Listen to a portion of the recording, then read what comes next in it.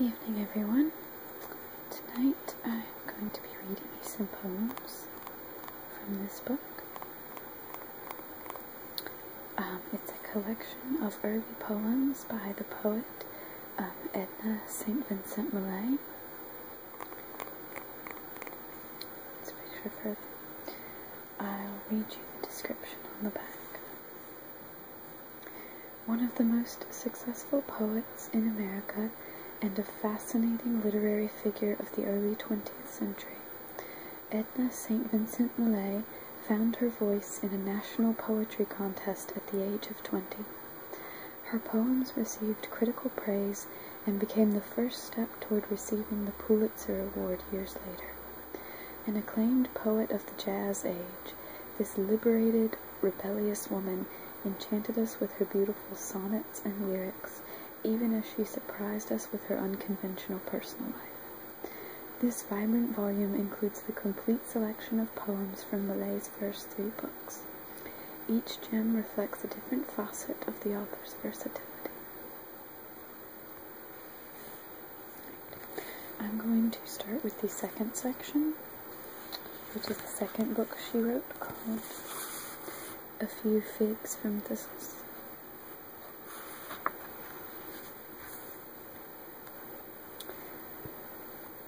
The first 2 poems are really short.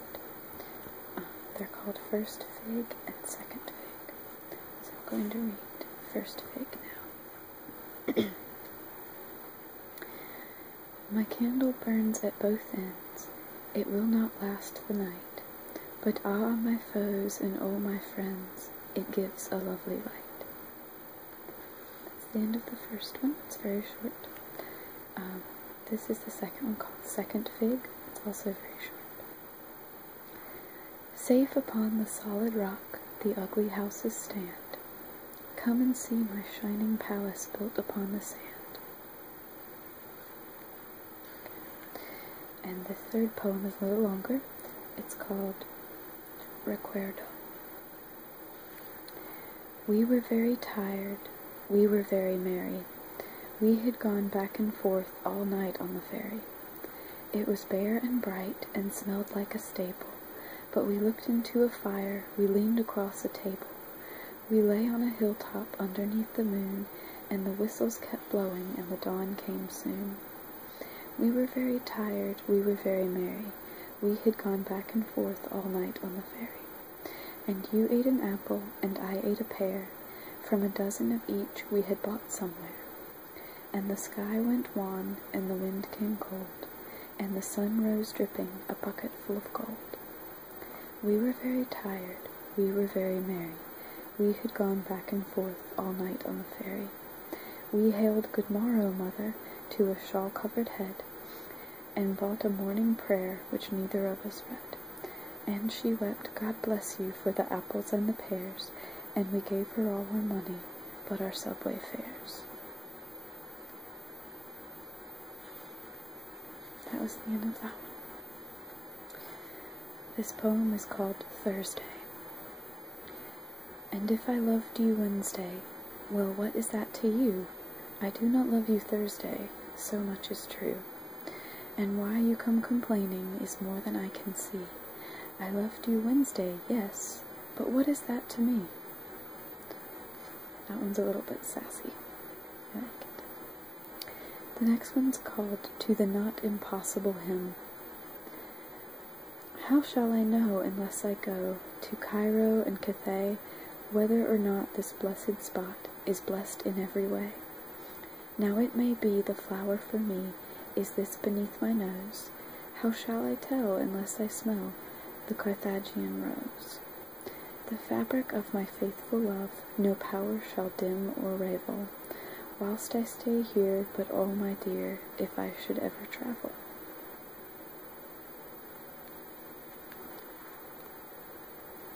This one is called MacDougall Street. As I went walking up and down to take the evening air, sweet to meet upon the street, why must I be so shy? I saw him lay his hand upon her torn black hair. Little dirty Latin child, let the lady by. The women squatting on the stoops were slovenly and fat. Lay me out in organdy, lay me out in lawn, and everywhere I stepped there was a baby or a cat. Lord God in heaven, will it never be dawn? The fruit carts and clam carts were ribald as a fair, pink nets and wet shells trodden under heel. She had haggled from the fruit man of his rotting ware. I shall never get to sleep the way that I feel. He walked like a king through the filth and the clutter. Sweet to meet upon the street, why did you glance me by?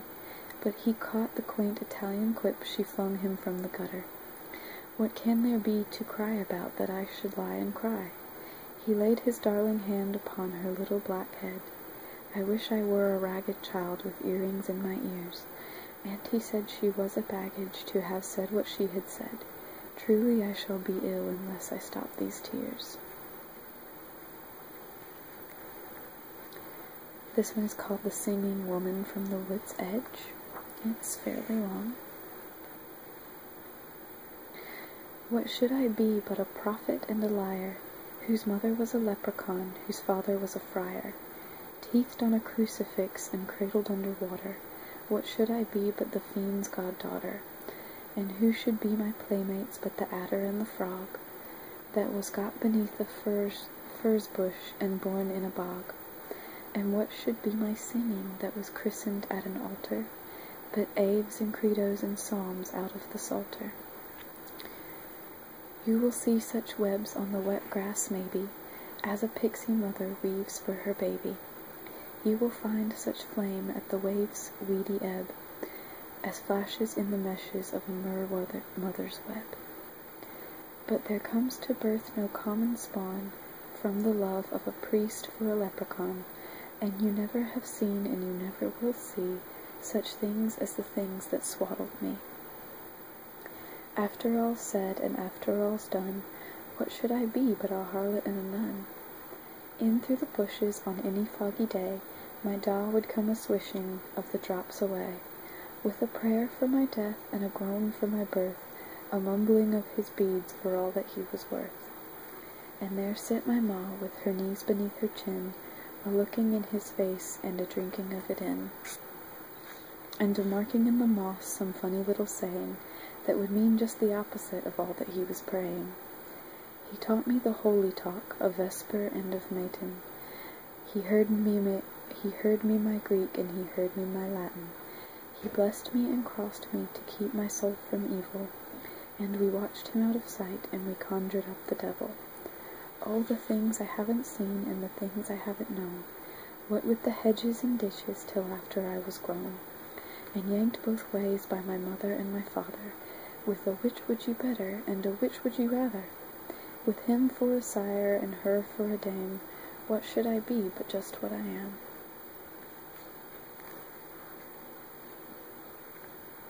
This next one is called She is Overheard Singing. Oh, Prue, she has a patient man, and Joan a gentle lover, and Agatha Arth is a hug the hearth, but my true love's a rover. Meg her man's as good as cheese, and honest as a briar. Sue tells her love what he's thinking of, but my dear lad's a liar. Oh, Sue and Prue and Agatha are thick with Meg and Joan. They bite their threads and shake their heads and gnaw my name like bone. And Prue says mine's a patient man as never snaps me up, and Agatha, Arth is a hug with the hearth, could live content in a cup. Sue's man's mind is like good gel, all one color and clear, and Meg's no call to think at all what's to come next year. While Joan makes boast of a gentle lad that's troubled with that and this, but they all would give the life they live for a look from the man I kiss. Cold he slants his eyes about, and few enough's his choice, though he'd slip me clean for a nun or a queen or a beggar with knots in her voice. And Agatha will turn awake while her good man sleeps sound, and Meg and Sue and Joan and Prue will hear the clock strike round. For Prue she has a patient man as asks not when or why, and Meg and Sue have naught to do but peep who's passing by. Joan is paired with a putterer that bastes and tastes and salts, and Agatha's Arth is a hug the hearth, but my true love is false. I like that one too. It has a lot of kind of different meanings, interpretations. This one is very short. It's called The Prisoner. All right, go ahead. What's in a name? I guess I'll be locked into as much as I'm locked out of. That was it. That was very short. This one's called The Unexplorer. It's pretty short too. There was a road ran past our house, too lovely to explore. I asked my mother once, she said, that if you followed where it led, it brought you to the milkman's door. That's why I have not traveled more. This one is also short. It's called Grown Up. Was it for this I uttered prayers, and sobbed and cursed and kicked the stairs, that now, domestic as a plate, I should retire at 8:30? Short, but has a lot of meaning in it. This one is called The Penitent. I had a little sorrow, born of a little sin. I found a room all damp with gloom, and shut us all within. And little sorrow weep, said I, and little sin pray God to die, and I upon the floor will lie, and think how bad I've been. Alas for pious planning, it mattered not a whit. As far as gloom went in that room, the lamp might have been lit. My little sorrow would not weep, my little sin would go to sleep. To save my soul I could not keep my graceless mind on it. So up I got in anger, and took a book I had, and put a ribbon on my hair, to please a passing lad. And one thing there's no getting by, I've been a wicked girl, said I. But if I can't be sorry, why, I might as well be glad. This one's called Daphne. Why do you follow me? Any moment I can be nothing but a laurel tree. Any moment of the chase, I can leave you in my place, a pink bough for your embrace. Yet if over hill and hollow, still it is your will to follow, I am off to heal Apollo. This one is called Portrait by a Neighbor. Before she has her floor swept, or her dishes done, any day you'll find her a-sunning in the sun. It's long after midnight, her key's in the lock, and you never see her chimney smoke till past 10 o'clock. She digs in her garden with a shovel and a spoon. She weeds her lazy lettuce by the light of the moon. She walks up the walk like a woman in a dream. She forgets she borrowed butter and pays you back cream. Her lawn looks like a meadow, and if she mows the place, she leaves the clover standing and the Queen Anne's lace. This next one is called Midnight Oil, and it's pretty short. Cut, if you will, with sleep's dull knife, each day to half its length, my friend. The years that time takes off my life, he'll take from off the other end.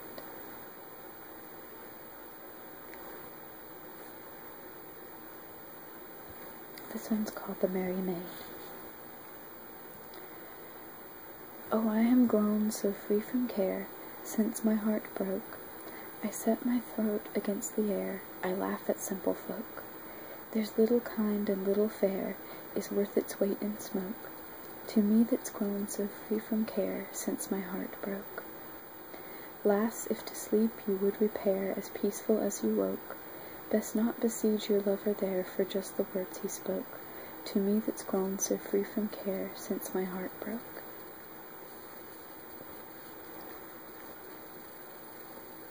This next one is called To Kathleen, and this is the last one I'm going to read for now, but if you enjoy this video or have any requests or want to hear more of these poems, then let me know, and I'll be happy to read more. To Kathleen.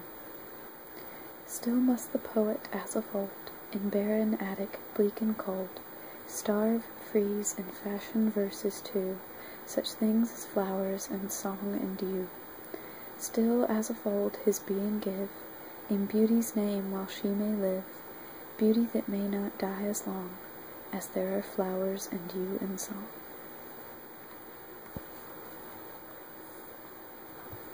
So thank you for watching this video, and like I said, if you would like to hear more poems from this book, or have requests for different kind of reading, then let me know, and I'll be happy to do that.